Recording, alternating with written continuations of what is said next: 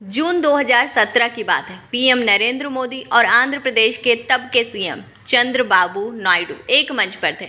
नायडू ने मोदी का स्वागत किया। नायडू जब मंच से जाने लगे तो पीएम मोदी तेज से उनकी तरफ बढ़े और हाथ पकड़कर जबरदस्ती अपनी कुर्सी पर बैठा दिया और खुद बगल में लगी दूसरी कुर्सी पर बैठ गए।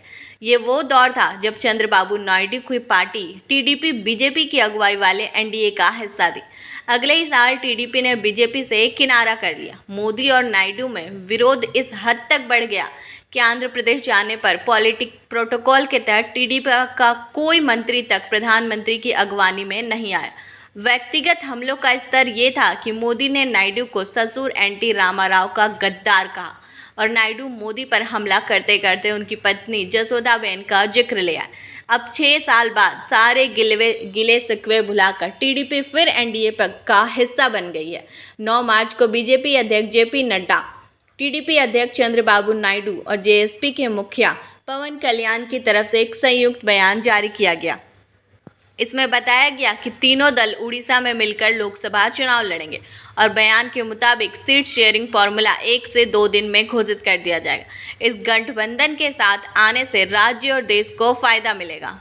पवन कल्याण के कहने पर बीजेपी टीडीपी के साथ बैठी है। बीजेपी और टीडीपी के बीच गठबंधन की संभावनाओं की वार्ता की मेज तक लाने में एक्टर से नेता बने पवन कल्याण की बड़ी भूमिका है। पवन कल्याण की पार्टी जेएसपी पहले से टीडीपी के साथ गठबंधन में है। खबरों के मुताबिक चंद्रबाबू नायडू और अमित शाह के बीच मीटिंग हुई।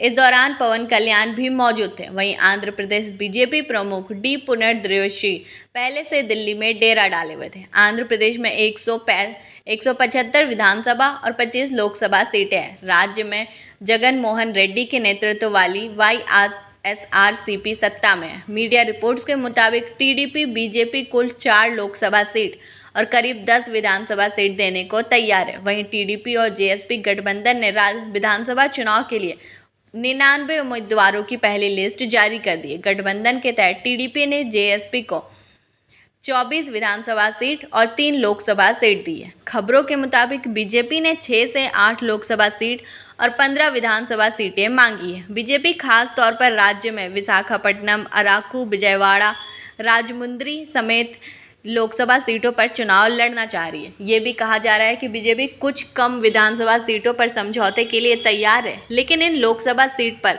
वह समझौता नहीं करना चाहती। बीते महीने जब टीडीपी और जेएसपी ने 99 विधानसभा सीटों पर साझेदारी के तहत उम्मीदवार फाइनल किए थे, तो बाकी सीटों को जानबूझकर छोड़ा गया। इन सीटों पर दोनों दल बीजेपी के गठबंधन में शामिल होने के फैसले के इंतजार में थे।